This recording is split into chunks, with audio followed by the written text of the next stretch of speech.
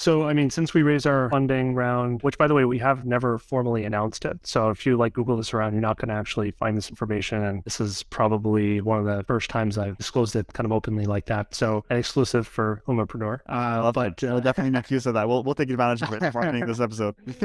Oh man, okay. That works. So we use that money to basically go in full time ourselves, right? The two founders, me and my co-founder, and then also build out our initial team. So today we have a team of 8 people full time and 2 part time, and we're spread across 8+ countries. So we're fully distributed and work remotely. And we wanted to essentially use that money to, as I said, build the team, but then also validate our ideas. So we had an MVP that was working, but we knew that this is not in itself a big business, right? How do we start kind of thinking about the ideas to get this to the next level and the next level, right? So how do we get 1 million users? How do we get to 10 million and 100 million and so on and so forth? And so it's really been that journey over the last, I'd say, 18 months or so. We've just been sort of experimenting with different ideas, talking to our users, building a community around what we're doing, and getting to a point where we feel like, okay, we think we've figured out what it is that we want to focus on for the next couple of years. This is kind of the gap in the market, and now we're ready to go out and do something big. And so we've intentionally stayed quiet and low key. You know, we're more of the let us build it and then show you versus talk about it